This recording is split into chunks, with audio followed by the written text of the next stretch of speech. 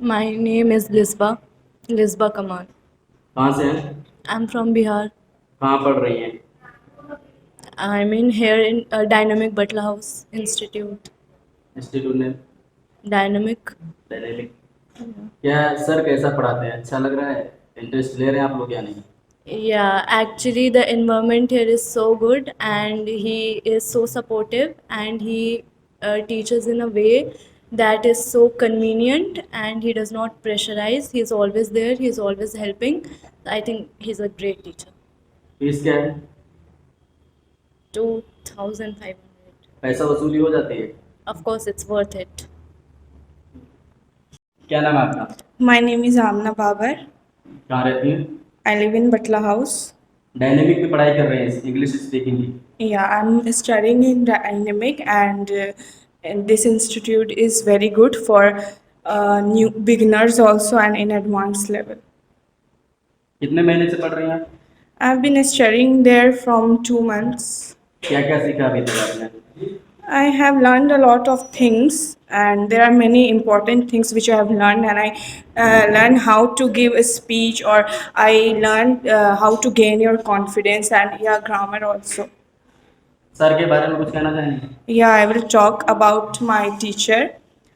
There are many teachers, and they all are very excellent, and they work very hard for their students. They are so understanding and supportive as well. They encourage you and motivates you all the time and make you understand things very easily.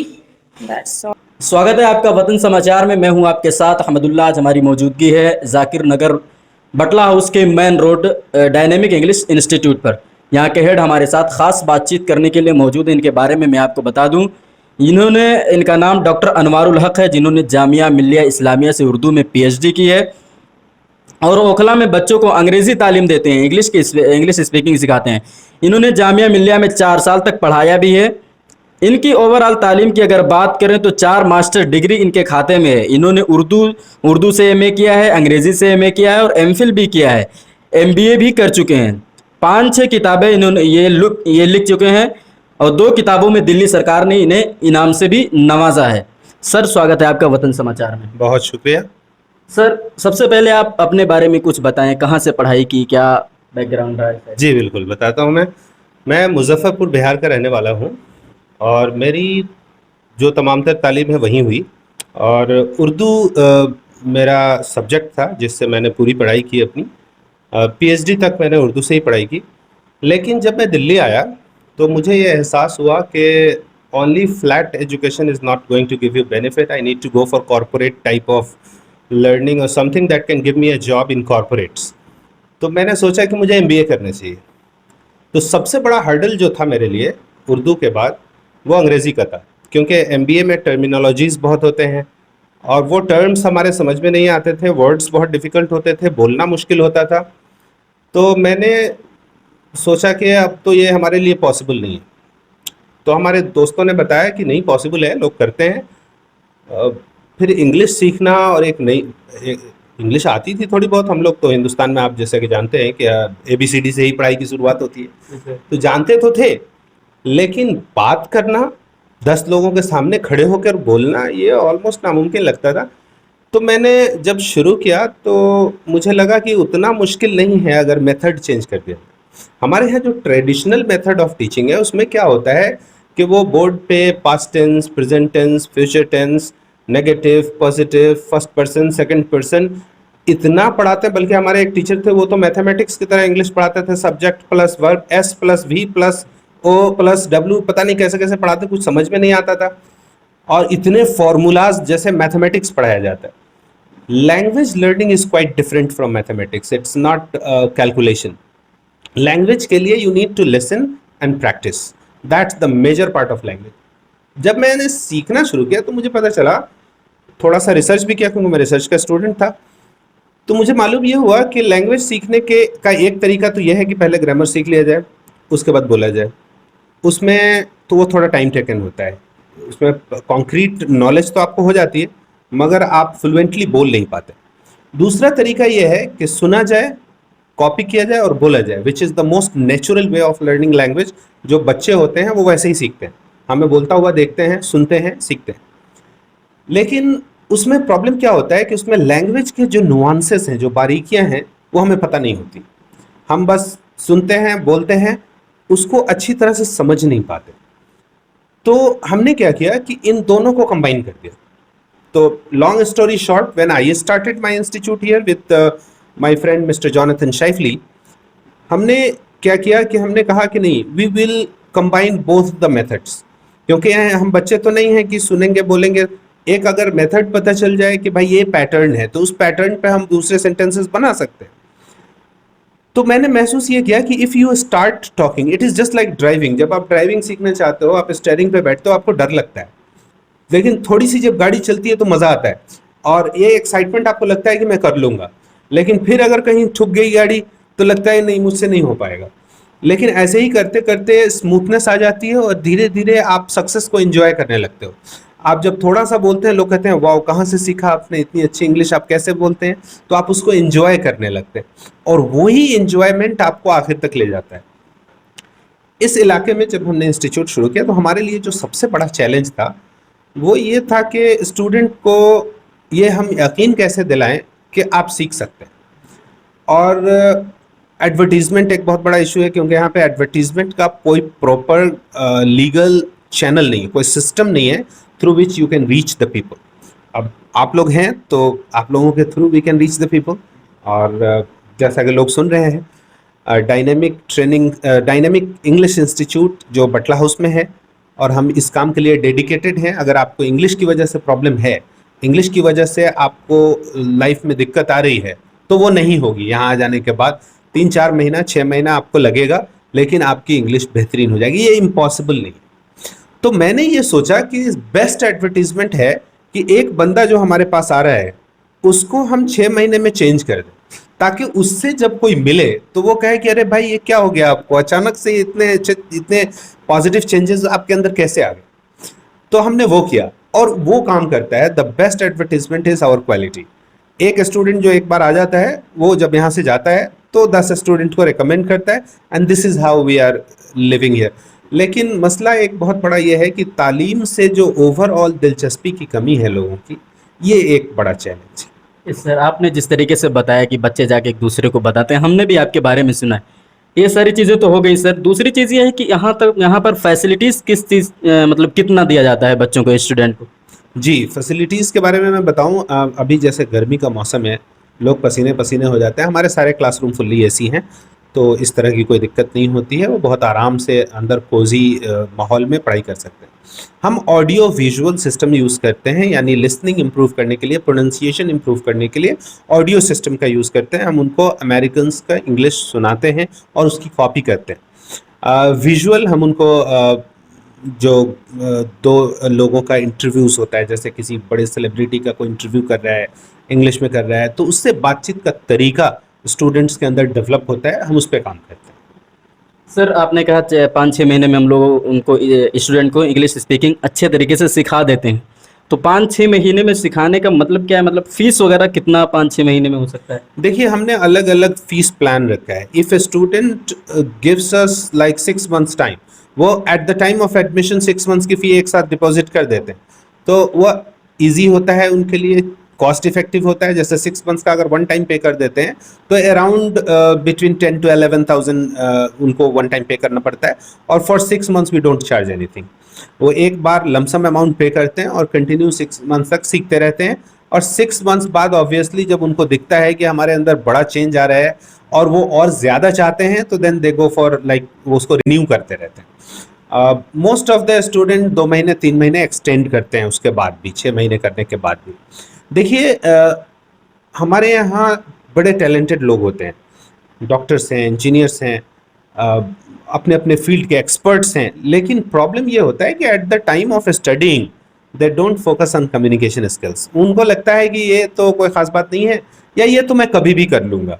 और ये कभी भी के चक्कर में time निकलता जाता है, और जब उनको परेशानियाँ होने लगती हैं, देन दे स्टार्ट थिंकिंग कि अब हमें कम्युनिकेशंस पे काम करना चाहिए। But that time it's too late. उस वक्त उनके पास फिर टाइम नहीं मिलता है, क्योंकि जब वो जॉब में जाने वाले होते हैं उनके पास अब ये इतना स्टेमिना नहीं होता है कि they need to go for some courses. तो उस वक्त उनको ध्यान आता है कि हमें करना चाहिए। और देखिए रियलिटी ये है कि no matter how expert you are of your field, if you go for a job, in that job in 5 minutes talk they decide your future, they decide whether how capable you are. So वो 5 minute की बातचीत में ही आपको ये साबित करना होता है कि आप कितने एक्सपर्ट हैं अपने फील्ड में, और वो 5 मिनट ही ये डिसाइड कर देता है कि आपकी सैलरी का पैकेज 20 लाख होगा या 2 लाख होगा। अब बात ये होती है कि आपने सारी ताकत तो लगा दी पढ़ने में और एक्सपर्ट हो गए आप अपने फील्ड के, लेकिन अपनी एक्सपर्टीज को साबित कैसे करेंगे?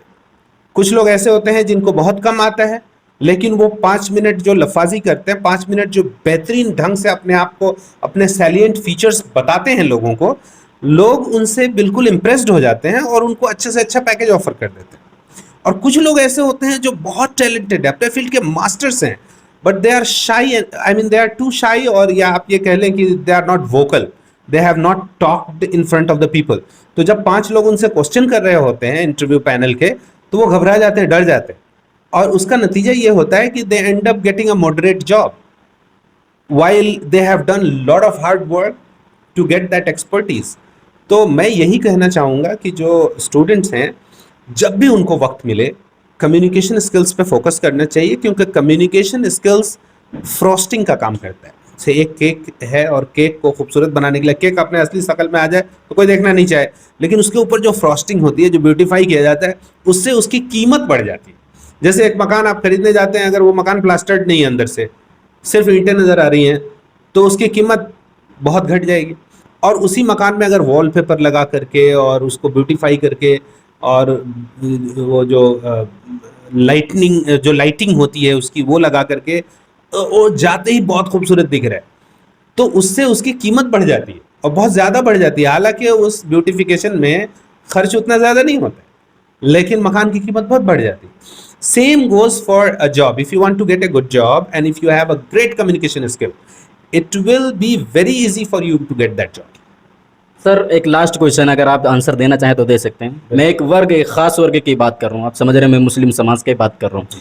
सर इस समाज में एक ऐसा माहौल है कि 25% आबादी मुस्लिम समाज की ऐसी है जो सीधा कहते हैं कि इंटरेस्ट ही नहीं पढ़ाई में।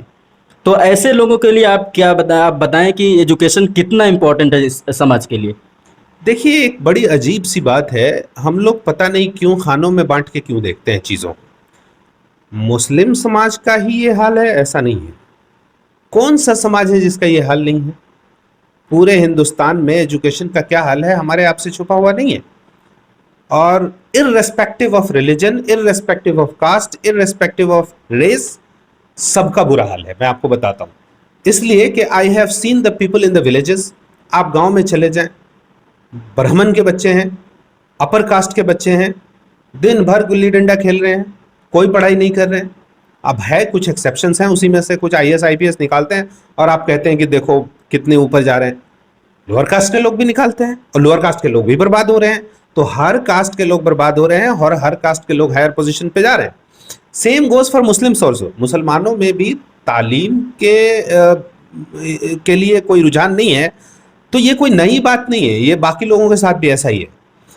मुसलमानों में भी एक तबका है जो पढ़ाई लिखाई की तरफ बहुत ज़्यादा फोकस्ड है, और एक बड़ा तबका है जिसको पढ़ाई लिखाई से मतलब नहीं है, वो एजुकेशन की वैल्यू नहीं समझता। और हाँ, हिंदुओं में भी ऐसा है, ऐसा नहीं है। ये जो लोग झंडे लेके और लाठियाँ लेके और डंडे लेके जो आप फोटोज़ देखते हैं आए दिन, आपको क्या लगता है ये पढ़े लिखे लोग होते हैं? क्या तालीम को बहुत अच्छा हाल होता तो क्या ये सिचुएशन होती? नहीं, ऐसा नहीं होता। मेरे ख्याल से एजुकेशन के लिए जो उदासीनता जिसको आप कहेंगे, वो सारे समाज में है।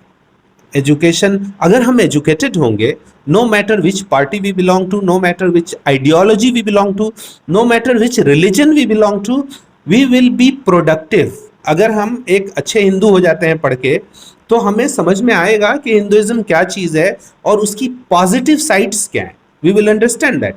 एक अच्छे मुसलमान हो जाते हैं पढ़ लिख के, we will understand our legacy, कि हम कहाँ से चले थे, हम क्या थे, and then we will start learning that legacy, और हमारा लेवल उठ जाएगा।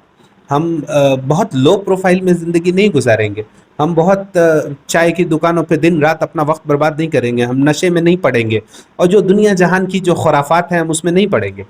तो education is important for everybody, और ये हम लोगों को ये नैरो माइंडसेट छोड़ देना चाहिए कि हमारे समाज में ऐसा हो रहा है, उनके समाज में ऐसा नहीं हो रहा है।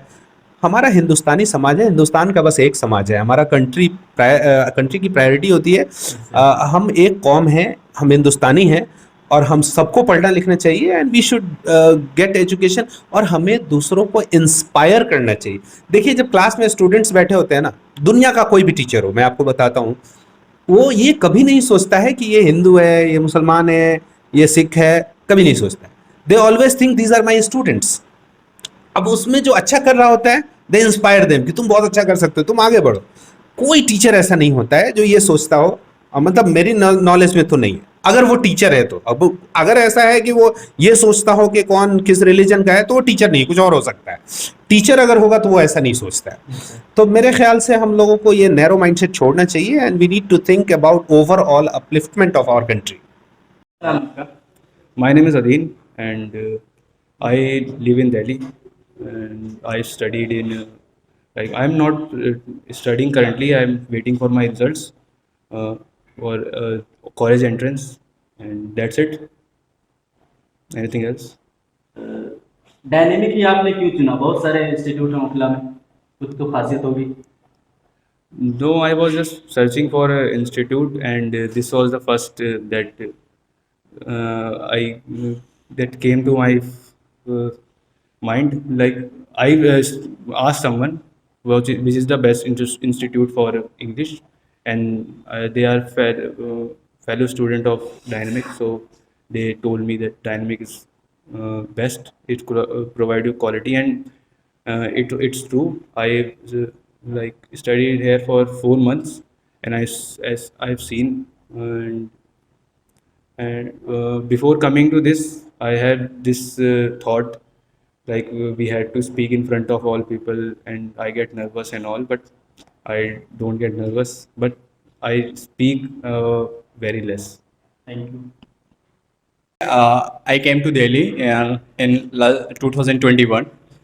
I lived at Batla House 6 months, and after that I went to Sainbag, and after that went Khadda Colony, and after that I came back Sainbag. यहाँ तो इंग्लिश स्पोकन के बहुत सारे क्लासेस हो रहे हैं, बहुत सारे इंस्टीट्यूट हैं, Yes. लेकिन आपने डायनेमिक ही क्यों ज्वाइन किया? Actually, here's a lot of institute in Okhla, but I visited many institute, but Dynamic Institute is very good, and here a lot of teachers, as level wise for beginner level and second level and third level. So here teacher is very good and motivated, supported every time. So that's why I choose. कितने महीने से आप पढ़ रहे हैं?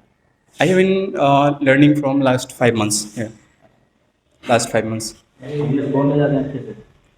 Yeah, just I'm trying to speak in English, but sometimes also right now I'm mistaking. But sir, correct me how to speak and how to deliver the speech and how to contact and how to interact with another person.